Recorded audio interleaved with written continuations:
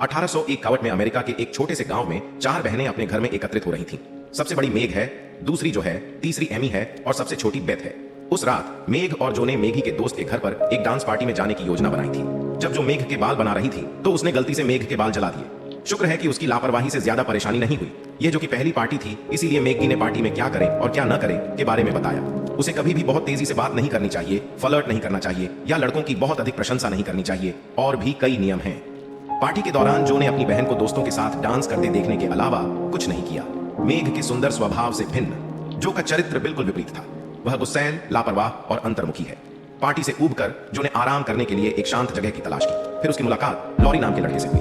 यह पता चला कि लॉरी एक अमीर परिवार का बेटा है जो के घर के सामने रहता था। फिर वे दोनों एक दूसरे के बारे में विस्तार से बात करते हैं। जो ने उसे बताया कि उसके पिता युद्ध में थे, जबकि लॉरी ने उसे बताया कि उसके माता पिता दोनों की मृत्यु हो चुकी है और वह अपने दादा के साथ रहता है। उनकी बातचीत के बीच में लॉरी ने जो को नृत्य करने के लिए आमंत्रित किया, लेकिन क्योंकि वह शर्मीली थी, उन दोनों ने भीड़ से दूर एक शांत जगह पर नृत्य किया। नाचते समय मेघ ने खिड़की से आवाज दी। मेघ ने कहा कि उसके पैर में मोच आ गई है और वह घर नहीं जा सकती। फिर दयावश लॉरी उन दोनों को घर ले गई। जब वे घर पहुंचे तो मेघ के मोच वाले पैर की देखभाल करते हुए जो की माँ, जिसका नाम मार्मी है, ने लॉरी का प्यार से स्वागत किया। जो कि परिवार के बाकी सदस्यों को देखकर लॉरी मुस्कुराया। अपने पूरे जीवन में उन्होंने कभी भी परिवार की इतनी गर्मजोशी महसूस नहीं की जितनी जो के परिवार ने उन्हें दिखाई। दिन बीतते गए और क्रिसमस आ गया। उस सुबह जो और उसकी बहनें एक दूसरे को अपने सपने बताते हुए एकत्र हुई। एक दिन मेघ ने कहा कि वह एक अभिनेत्री बनना चाहती थी। जो ने कहा कि वह एक लेखिका बनना चाहती थी और एमी एक प्रसिद्ध गायिका बनना चाहती थी। इस बीच बेथ का सपना उसकी बहनों की तरह महत्वाकांक्षी नहीं था। वह केवल हर दिन अपनी बहनों और माँ का मनोरंजन करने के लिए पियानो बजाना चाहती थी। यह सुनकर उसकी बहनें आगे बढ़ी और उसे गले लगा लिया। 1 घंटे बाद उनकी माँ आई। उसने कहा कि घर जाने से पहले वह अपने पड़ोसियों हम्मेल परिवार के घर गई, जिनके पति भी युद्ध लड़ रहे थे। उसने देखा कि हम्मेल परिवार ने कल से खाना नहीं खाया है, यहाँ तक कि खुद को गर्म करने के लिए बच्चों को एक ही बिस्तर पर एक दूसरे से लिपटकर सोना पड़ता था। यदि संभव हो तो मार्मी उन्हें कुछ कंबल और सारा खाना देना चाहेंगे। हम्मेल परिवार का घर। दया करके चारों बहनें सहमत हो गईं। सड़क के उस पार लॉरी ने अपनी खिड़की से चारों बहनों को हाथों में खाने की टोकरियां लिए देखा। वह जानता था कि जो और उसकी बहनें अपना भोजन उन लोगों के साथ साझा करना चाहती थी जिन्हें अधिक की आवश्यकता थी। जब वे दूर घर आए तो अपनी मेज पर ढेर सारा खाना देखकर आश्चर्यचकित रह गए।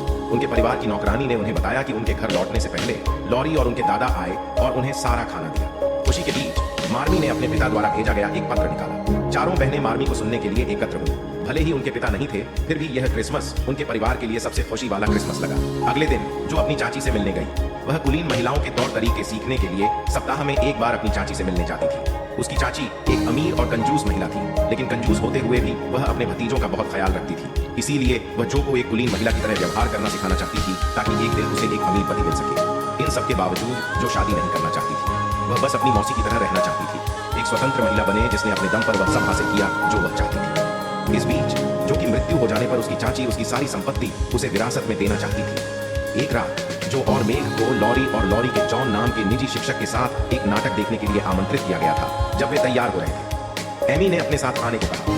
वह वास्तव में लॉरी से मिलना चाहती थी, क्योंकि जब वह उसकी बहनों को घर ले गया था, तब पहली बार जब उसने उसे देखा था, तभी से वह उससे प्यार करने लगी। अफसोस की बात है कि उनके पास पर्याप्त टिकट नहीं थे, इसलिए एमी को रुकना पड़ा। थिएटर में जॉन मेघ को घूरता रहा। वे चारों एक साथ अपनी रात का आनंद लेते हुए खुश दिख रहे थे। लेकिन जब वे घर पहुंचे तो जो को एहसास हुआ कि उसका हस्तलिखित उपन्यास चला गया था। जो को यकीन था कि एमी ही वह थी जिसने उसका उपन्यास छुपाया था।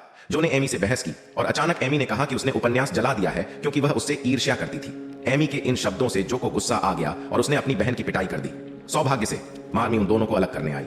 स्थिति शांत होने के बाद मार्मी ने एमी से माफी मांगने को कहा, लेकिन जो अभी भी उसे माफ नहीं करना चाहता था। अगले दिन नाश्ते के दौरान जो अभी भी एमी पर नाराज थी और एमी से दूर रहती थी। कुछ ही समय बाद लॉरी जो को टहलने के लिए आमंत्रित करने आई। दोषी महसूस करने वाली एमी ने मेघ से पूछा कि जो को उसे माफ करने के लिए कैसे प्रेरित किया जाए। मेघ ने एमी से कहा कि वह जो के पीछे जाए, लेकिन जब तक जो मुस्कुराए तब तक कुछ न कहे। एमी तुरंत जो का पीछा करने गई, लेकिन सड़क पार करते समय बीच सड़क पर जमी हुई झील बर्फ टूट गई और मेघ ठंडे पानी में गिर गई। अपनी बहन को खतरे में देखकर जो और लॉरी उसे बचाने के लिए दौड़ी। शुक्र है वे उसे बचाने में कामयाब रहे और उसे वापस घर ले आए। उस रात घर पर जो ने अपनी माँ को अपने गुस्से के बारे में बताया। उसकी माँ ने उसे बताया कि उसके धैर्य के बावजूद जो की तरह ही उसे भी एक बार क्रोध की समस्या हो गई थी। उसकी माँ ने कहा कि अगर उसने कोशिश की तो उसे यकीन है कि जो भी खुद को नियंत्रित करने में सक्षम होगी। महीने बीत गए और अब जो और एमी ने समझौता कर लिया है। दोपहर में लॉरी जो और उसके परिवार को जॉन और लॉरी के दोस्त फ्रेड के साथ समुद्र तट पर छुट्टी पर ले गई। मेघ और जॉन का रिश्ता घनिष्ठ होता दिख रहा था, वैसे ही जो और लॉरी के साथ भी। जो ने लॉरी के लिए एक विशेष कॉल भी की थी। एमी को अब जो से ईर्ष्या नहीं थी, लेकिन वह अभी भी लॉरी को गुप्त रूप से दूर से रंगना पसंद करती थी। अगले दिन जब मार्मी काम पर थी तो उसे खबर मिली कि उसके पति, जो अभी अभी युद्ध के मैदान से लौटे हैं, का अस्पताल में इलाज किया जा रहा है। घबराहट में 4 बहनों लॉरी और उसके दादा ने मार्मी को अस्पताल जाने के लिए तैयार होने में मदद की। जाने से पहले जो ने अपनी माँ को काफी पैसे दिए। मार्मी ने पूछा कि उसे इतने पैसे कहां से मिले। इसके बाद जो ने अपनी टोपी उतारते हुए जवाब दिया कि उसने अपने बाल सैलून को बेच दिए हैं। अपनी बेटी का बलिदान देखकर मार्मी बहुत द्रवित हुई। 3 दिन बीत गए लेकिन मार्मी अस्पताल से नहीं लौटी। उस सुबह बेथ ने अपनी बहनों को हम्मेल परिवार को देखने के लिए अपने साथ चलने के लिए कहा। चूंकि उनकी मां 3 दिन पहले अस्पताल चली गई थी, हम्मेल परिवार भूख से मर रहा होगा क्योंकि किसी ने उन्हें खाना नहीं दिया। लेकिन उनकी बहनें उनकी बात सुनने के बजाय अपने सामान पर ध्यान केंद्रित कर रही थीं। बेथ ने हम्मेल परिवार के घर अकेले जाने का फैसला किया। वहां जाने से पहले वह सबसे पहले लॉरी के घर गई। उन्होंने लॉरी के दादाजी को समय समय पर उनके परिवार की मदद करने के लिए धन्यवाद के रूप में एक जोड़ी जूते दी। हम्मेल परिवार के घर से घर लौटने के बाद उसके भाई बहनों ने उसे एक पियानो दिखाया। पता चला लॉरी के दादाजी ने उसे यह उपहार उसके उपहार के लिए धन्यवाद के रूप में दिया था। उन्होंने इसके साथ एक पत्र भी भेजा जिसमें कहा गया कि बेथ के उपहार की तुलना में पियानो कुछ भी नहीं है। बेथ इतनी भावुक हो गई कि वह जाने के लिए दौड़ी और फिर बूढ़े व्यक्ति से लिपट गई। लॉरी के दादा ने कहा कि बेथ ने उन्हें उनकी दिवंगत बेटी की याद दिलाई जब वह सिर्फ एक बच्ची थी। बातचीत के बीच लॉरी के दादाजी को एहसास हुआ कि बेथ को बुखार है। रात में डॉक्टर ने बेथ की जांच की। परिणाम से पता चला कि बेथ फ्लू से पीड़ित थी और यदि उन्हें उसकी बीमारी को संभालने में बहुत देर हो जाती तो बेथ की जान को खतरा हो सकता था। डॉक्टर ने यह भी बताया कि यह बीमारी उन लोगों में आसानी से फैलती है जिन्हें कभी फ्लू नहीं हुआ था, इसलिए कुछ समय के लिए बेथ को अलग रहना चाहिए। इस बीच एमी, जिसे कभी फ्लू नहीं हुआ था, को कुछ समय के लिए अपनी चाची के साथ रहना होगा। 2 दिन बाद एमी अभी भी अपनी मौसी के घर पर रह रही थी। जब वह पेंटिंग कर रही थी तो उसकी चाची ने उसकी ओर देखा और उसके दयालु स्वभाव को पाया।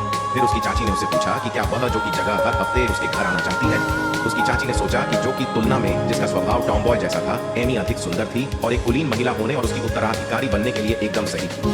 यदि एमी एक अच्छी लड़की बनने के लिए सहमत हो गई तो उसकी चाची उसके भविष्य की गारंटी देगी। ये सुनकर एमी, जो अभी भी मासूम थी, मुस्कुराई और खुशी से सहमत हो गई। वहीं दूसरी ओर बेथ की हालत भी खराब होती नजर आ रही थी। उसकी बहनें नहीं जानती थीं कि उसके फ्लू का इलाज कैसे किया जाए। फिर उन्होंने अपनी बहन की देखभाल के लिए घर जाने के लिए अपनी मां को बुलाने का फैसला किया। घंटों बाद मार्मी आई। अपनी कोमलता से वह नियंत्रण लेने में सफल रही। उस रात काफी हो चुकी थी लेकिन मार्मी अभी भी बेथ की देखभाल कर रही थी। अगली सुबह जब जो उठी तो वह घबरा गई था। यदि संभव हो तो मार्मी उन्हें कुछ कंबल और सारा खाना देना चाहेंगे। हम्मेल परिवार का घर। दया करके चारों बहनें सहमत हो गईं। सड़क के उस पार लॉरी ने अपनी खिड़की से चारों बहनों को हाथों में खाने की टोकरियां लिए देखा। वह जानता था कि जो और उसकी बहनें अपना भोजन उन लोगों के साथ साझा करना चाहती थीं जिन्हें अधिक की आवश्यकता थी। जब वे दूर घर आए तो अपनी मेज पर ढेर सारा खाना देखकर आश्चर्यचकित रह गए। उनके परिवार की नौकरानी ने उन्हें बताया कि उनके घर लौटने से पहले लॉरी और उनके दादा आए और उन्हें सारा खाना दिया। खुशी के बीच मार्मी ने अपने पिता द्वारा भेजा गया एक पत्र निकाला। चारों बहनें मार्मी को सुनने के लिए एकत्र हुईं। भले ही उनके पिता नहीं थे, फिर भी यह क्रिसमस उनके परिवार के लिए सबसे खुशी वाला क्रिसमस लगा। अगले दिन जो अपनी चाची से मिलने गई, वह कुलीन महिलाओं के तौर तरीके सीखने के लिए सप्ताह में एक बार अपनी चाची से मिलने जाती थी। उसकी चाची एक अमीर और कंजूस महिला थी, लेकिन कंजूस होते हुए भी वह अपने भतीजों का बहुत ख्याल रखती थी। इसीलिए वह जो को एक कुलीन महिला की तरह व्यवहार करना सिखाना चाहती थी ताकि एक दिन उसे एक अमीर पति मिल सके। इन सब के बावजूद जो शादी नहीं करना चाहती थी, वह बस अपनी मौसी की तरह रहना चाहती थी। एक स्वतंत्र महिला बने जिसने अपने दम पर वह सब हासिल किया जो वह चाहती थी। इस बीच जो की मृत्यु हो जाने पर उसकी चाची उसकी सारी संपत्ति उसे विरासत में देना चाहती थी। एक रात जो और मेघ को लॉरी और लॉरी के जॉन नाम के निजी शिक्षक के साथ एक नाटक देखने के लिए आमंत्रित किया गया था। न्यूयॉर्क शहर चला गया। लॉरी का प्रस्ताव ठुकराने के बाद से वह कभी उससे नहीं मिली। जो न्यूयॉर्क में एक बड़ी प्रकाशन कंपनी को अपनी स्क्रिप्ट पेश करना चाहती थी, लेकिन क्योंकि उस समय महिला मुक्ति जारी नहीं की गई थी, इसलिए महिलाओं के लिए नौकरी पाना मुश्किल था। जो को संपादक के सामने यह स्वीकार करने के लिए मजबूर किया गया कि जो काम वह लाया था वह उसका नहीं बल्कि उसके पुरुष मित्रों का था। जब इसे पढ़ा गया तो संपादक की दिलचस्पी इसमें बढ़ी। वह काम को प्रकाशित करने के इच्छुक थे, जब तक कि उन्हें अपने लेखन के अंत को सुखद अंत में बदलने की इजाजत थी, क्योंकि संपादक को लगता था कि लेखन का अंत बहुत दुखद था और निश्चित रूप से बाजार में अच्छी तरह से नहीं बिकेगा। यह पसंद है या नहीं, पैसे की खातिर जो ने अपने लेखन को बदलने की अनुमति दी। अपने बोर्डिंग हाउस में लौटने के बाद जो ने तुरंत चिमनी के बगल में एक नई कहानी लिखी, लेकिन क्योंकि वह बहुत अधिक केंद्रित थी, उसे एहसास नहीं हुआ कि उसकी पोशाक में आग लग गई थी। सौभाग्य से उसे उसकी पोशाक के बारे में चेतावनी दी। वह व्यक्ति फ्रेडरिक है जो न्यूयॉर्क शहर के एक परिसर में एक युवा व्याख्याता था और वह भी वहीं रहता था। कुछ ही देर बाद उनके मकान मालिक आए और जो को बताया कि उनके छात्र ऊपर उनका इंतजार कर रहे हैं। एक लेखक के रूप में काम करने के अलावा जो ने एक निजी शिक्षक के रूप में भी काम किया। जाने से पहले फ्रेडरिक ने पूछा कि उसने इतनी मेहनत करने की जहमत क्यों उठाई, जबकि उसकी उम्र की ज्यादातर महिलाएं शादी करना पसंद करती थीं। जो ने लापरवाही से जवाब दिया कि उसे शादी करने में बिल्कुल भी दिलचस्पी नहीं है। आखिरकार यह केवल एक अतिरिक्त कार्य है। जो का मुख्य लक्ष्य एक प्रसिद्ध पुस्तक लेखिका बनने के अपने सपने को पूरा करना था। फ्रेडरिक उसके उत्तर से चकित रह गया। उस रात थिएटर में जो ने फ्रेडरिक को देखा, जिसने अभी अभी एक शो देखना समाप्त किया था।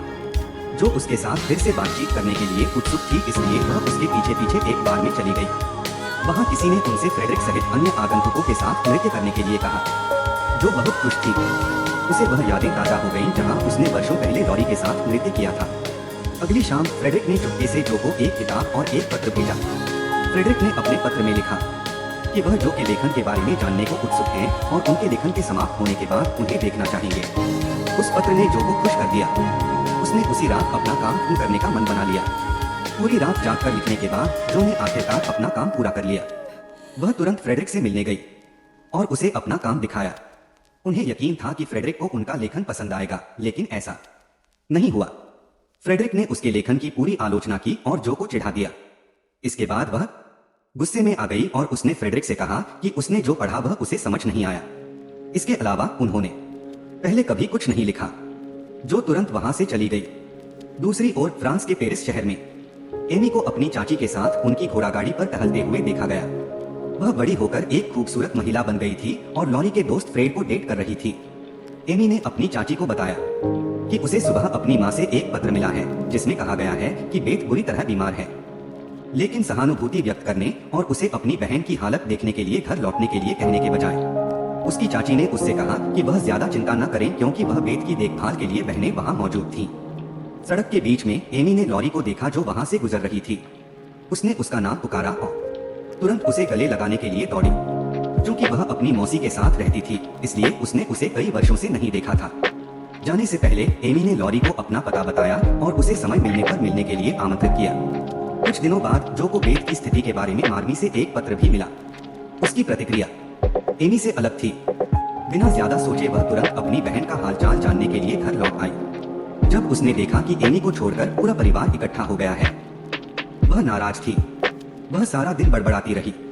उसकी माँ ने उससे कहा कि एमी को शायद कुछ करना होगा। उसकी माँ ने यह भी उल्लेख किया कि एमी हाल ही में लॉरी से मिली थी और उससे कहा था कि जब उसका व्यवसाय समाप्त हो जाएगा तो वे घर वापस आ सकते हैं। अपनी जैकेट उतारने के बाद वो बेथ की स्थिति की जांच करने के लिए दौड़ी। एक तरफ जो अपनी बहन की स्थिति के बारे में चिंतित थी, लेकिन उसने पहले मार्वी के शब्दों के बारे में भी सोचा। उसे ईर्ष्या हो रही थी क्योंकि एमी ही वह थी जिससे लॉरी वर्षों बाद मिली थी, वह नहीं। जो भी उससे दोबारा मिलना चाहती थी और अपनी पिछली गलतियों को सुधारना चाहती थी। उस रात जब जॉन ने अपनी बचत की जांच की तो वह उलझन में था कि उसकी बचत में पैसे क्यों खत्म हो गए। इसके बाद मेग ने कबूल किया कि उसने अपने और बच्चों के लिए नए कपड़े खरीदकर गलती की है। मेग ने माफी मांगने की कोशिश की। जॉन ने कुछ नहीं कहा, लेकिन इससे मेग को और अधिक दोषी महसूस हुआ। उसने कहा कि जब उसने अपने दोस्त को नए कपड़े खरीदते देखा तो उसे जलन हुई, इसलिए उसने भी कुछ कपड़े खरीद लिए। यह सुनकर जॉन निराश हो गया। इस बीच फ्रांस में लॉरी एमी से मिलने आई। जब वह अपनी पेंटिंग्स का प्रबंधन कर रही थी, लॉरी ने पूछा कि वह अपनी पेंटिंग्स की प्रदर्शनी कब लगाएंगी। एमी ने जवाब दिया कि उसने पेंटिंग करना बंद कर दिया है क्योंकि उसे एहसास हुआ कि उसकी पेंटिंग देखने में अच्छी नहीं लग रही थी। वह बस इस बात का इंतजार कर रही थी कि फ्रेड उसे प्रपोज करे, फिर वे दोनों शादी कर लेंगे। चैट के दौरान लॉरी एमी पर मंत्रमुग्ध हो गई। जब वे छोटे थे तो वह पहले से भी अधिक सुंदर दिखती थी। बातचीत के बीच में खिड़की से एमी ने फ्रेड को आते देखा। फ्रेड का स्वागत करने से पहले एमी ने लॉरी से पूछा कि वह कैसी दिखती है। लॉरी ने मुस्कुराते हुए कहा कि वह बेहद खूबसूरत है। दिन बीतते गए। जब दोनों की दोबारा मुलाकात हुई, लॉरी ने एमी से उसे रंग लगाने के लिए कहा। पेंटिंग खत्म करने के बाद लॉरी ने गलती से अपनी एक पुरानी पेंटिंग देखी। एमी ने कहा कि उन्होंने इसे तब चित्रित किया था जब वे 7 साल पहले समुद्र तट पर छुट्टियां मना रहे थे। लॉरी को एहसास हुआ कि एमी के मन में उसके लिए वर्षों से भावनाएं हैं, लेकिन उसे कभी इसका एहसास नहीं हुआ। उसी क्षण लॉरी ने तुरंत एमी को प्रपोज करने का साहस किया और उससे कहा कि अगर वह अब भी उससे प्यार करती है तो वह फ्रेड को छोड़ दे। यह सुनकर एमी रोने लगी। वह जानती थी कि जो दोबारा उसे अस्वीकार करने के बाद वह सिर्फ एक रिलीज थी। एमी ने तुरंत उसे अकेला छोड़ दिया। अगले दिन एमी की चाची ने उसे बताया कि लॉरी अभी अलविदा कहने आई थी। लॉरी ने लंदन जाने की योजना बनाई थी और वह दोबारा वापस नहीं आएगी। एमी ने कुछ नहीं कहा। मन ही मन एमी के मन में अभी भी लॉरी के लिए भावना थी, लेकिन उसके पास फ्रेड के दिल को ठेस पहुंचाने की हिम्मत नहीं थी। एमी दुविधा में थी। आखिरकार दोपहर में जब फ्रेड ने उसके सामने प्रस्ताव रखा तो एमी ने उसके प्रस्ताव को अस्वीकार कर दिया। यह सुनकर कि एमी ने फ्रेड जैसे अमीर आदमी को अस्वीकार कर दिया था, उसकी चाची हैरान रह गई। दूसरी ओर जो बेथ को समुद्र तट पर ले गया। जो ने बेथ से कहा कि वह लिखना बंद कर देगी और अपनी देखभाल पर ध्यान केंद्रित करेगी। यह सुनकर बेथ असहमत हो गई। बेथ ने कहा कि अगर वह चाहती है कि उसकी बहन खुश रहे तो वह लिखना जारी रखे। उसके बाद जो ने अब तक लिखी सबसे अच्छी उपन्यास कहानी लिखने की ठानी। अगले दिन जब जो बेथ की देखभाल कर रही थी, उसने मेग और जॉन को उनके घर के सामने देखा। सबसे पहले मेग ने सोचा कि जॉन उसे कल खरीदे गए नए कपड़ों के बारे में फिर से डांटेगा, लेकिन यह पता चला कि जॉन को खेद था और उसने वादा किया कि वह अतिरिक्त पैसे खोजने की कोशिश करेगा ताकि मेग अच्छी चीजें खरीद सके। वह बहुत प्रभावित हुई। फिर उन्होंने कहा कि जॉन को नई नौकरी तलाशने की जरूरत नहीं है। एक पत्नी के रूप में उसे अपने पति की हर शर्त को स्वीकार करने के लिए अधिक आभारी होना चाहिए। अंदर से जो मेग और जॉन के बीच जो हुआ उसे देखकर द्रवित हो गई। वह उनके लिए खुश थी, लेकिन अचानक बेथ को दौरे पड़ने लगे। उसकी बीमारी 7 साल पहले हुई बीमारी से कहीं अधिक गंभीर थी। उस रात जो रोते हुए बेथ के बगल में सो गई और बेथ का हाथ पकड़े रही, जो उसे जीवित रहने और अपने स्वास्थ्य के लिए लड़ने के लिए कहती रही। अगली सुबह जो आश्चर्यचकित रह गई जब उसने बेथ को अपने बिस्तर पर नहीं पाया। वह तुरंत उसे ढूंढने के लिए नीचे रसोई की ओर भागी। वहां उसने केवल अपनी माँ को किसी बात पर रोते हुए पाया। पता चला बेथ की मृत्यु हो गई थी। बेथ के अंतिम संस्कार के बाद जो ने अपना सामान पैक किया। कुछ ही समय बाद मार्मी आए और उन दोनों ने जो के एक प्रसिद्ध लेखक बनने के सपने पर चर्चा करते हुए लंबी बातचीत की, लेकिन जो को इसमें कोई दिलचस्पी नहीं थी।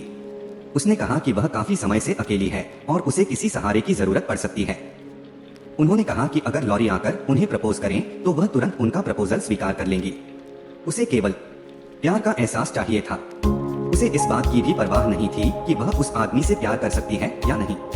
मार्मी ने उससे कहा कि उसके जीवन में अभी भी बहुत कुछ है और यह निश्चित रूप से बहुत खुशी होगी यदि वह उस आदमी से प्यार कर सके। जो जवाब देने के लिए कुछ नहीं कह सका। इस बीच एमी घर जाने ही वाली थी कि अचानक लॉरी आ गई। रोते हुए एमी ने कहा कि उसे बेथ से मिलने पहले न आ पाने का दुख है। फिर उसने लॉरी को साथ में घर आने के लिए आमंत्रित किया, लेकिन लॉरी ने इनकार कर दिया।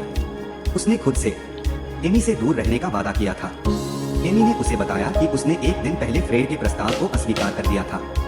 यह सुनकर लॉरी बहुत खुश हुई। उसने तुरंत उसे चूमा और उसके सामने प्रस्ताव रखा। शाम को जब जो सो रही थी, लॉरी ने उसे जगाया। वह और एमी अभी आए थे। जो मुस्कुराई और उसे गले लगा लिया, लेकिन उसकी मुस्कान तुरंत गायब हो गई जब लॉरी ने उसे बताया कि उसने और एमी ने अभी शादी की है। लॉरी ने एमी के साथ अपनी मुलाकात के बारे में एक लंबी कहानी बताई और बताया कि कैसे उन दोनों ने घर जाते समय शादी करने का फैसला किया। जो हैरान था, वह अपने मन को शांत करने के लिए बाहर चला गया। बाहर उसने लॉरी के दादाजी को देखा। जब जो ने पूछा कि वह क्या कर रहा है, तो उसने बताया कि उसका अंदर जाने का मन नहीं है। पहली बार जब वह बेथ से मिला, तभी से वह उसे अपनी पोती मानता था। जब उसे पता चला कि बेथ की मृत्यु हो गई है, तो उसका दिल टूट गया। यह सुनकर जो ने उसका हाथ पकड़ लिया और कहा कि भले ही वह बेथ नहीं है, लेकिन उसे उसकी दोस्त होने में भी कोई आपत्ति नहीं है। उसके शांत होने के बाद वे दोनों अंदर चले गए। रात को जो को नींद नहीं आई। वह बेथ की आखिरी इच्छा को याद करती रही। भले ही उसका लेखन उसे ठीक नहीं कर सका। जो अपनी बहन की आखिरी इच्छा पूरी करने के लिए उत्सुक थी। उसी रात जो ने अपना सर्वश्रेष्ठ उपन्यास लिखना शुरू कर दिया। जो कई दिनों तक बिना आराम किए लिखता रहा। आखिरकार जो का उपन्यास खत्म हो गया। जब इसे प्रकाशक को भेजने का समय आया, तो जो ने आत्मविश्वास से अपना नाम वहां लिखा। उसे यकीन था, भले ही वह केवल एक महिला थी, वह पुरुषों जितनी महान और यहाँ तक कि पुरुषों से भी महान हो सकती थी। अगले दिन नाश्ता करते समय जो के माता पिता ने उसे बताया कि कोई उससे मिलने का इंतजार कर रहा है। पता चला कि यह फ्रेडरिक था। वह उसे दोबारा देख पाने से खुश थी। उन्होंने बाकी दिन परिवार के साथ बिताया। जब फ्रेडरिक घर जाने वाला था, तो उसने कहा कि उसे खेद है और उस समय जो के लेखन की आलोचना करने का उसका उद्देश्य केवल इसलिए था क्योंकि वह जो को और भी बेहतर लिखने में सक्षम होने के लिए प्रेरित करना चाहता था। जो ने बस मुस्कुराते हुए कहा कि उसे अब इस समस्या की परवाह नहीं है। वह फ्रेडरिक को दोबारा देखकर बहुत खुश थी। जब फ्रेडरिक चला गया, तो सभी ने पूछा कि जो ने अपनी भावनाओं को व्यक्त क्यों नहीं किया। वे उसकी आंखों के भाव से जान गए कि जो उसे पसंद करती होगी। मेग और एमी उसे उसका पीछा करने के लिए मजबूर करते रहे। वे उसे थाने भी ले गए। स्टेशन पर जब जो फ्रेडरिक से मिली तो उसने तुरंत कहा कि वह फ्रेडरिक से प्यार करती है। शुक्र है फ्रेडरिक ने उसके साथ भी यही भावना साझा की। फिर उन्होंने एक बहुत ही रोमांटिक चुंबन साझा किया। वर्षों बाद उनकी चाची का निधन हो गया, लेकिन आश्चर्य की बात यह है कि उनकी चाची ने वास्तव में अपनी सारी संपत्ति जो के लिए छोड़ दी। एमी बिल्कुल भी ईर्ष्यालु नहीं लग रही थी। वह वास्तव में खुश थी क्योंकि आखिरकार जो अभी भी उसकी बहन थी। इसके बाद जो ने अपनी मौसी के बड़े घर को स्कूल में बदल दिया। फ्रेडरिक सहित पूरे परिवार ने स्कूल की देखभाल में मदद की। इतना ही नहीं, जो द्वारा लिखा गया उपन्यास भी छपाई की प्रक्रिया में था। वह उपन्यास उसने अपनी दिवंगत बहन बेथ के लिए लिखा था।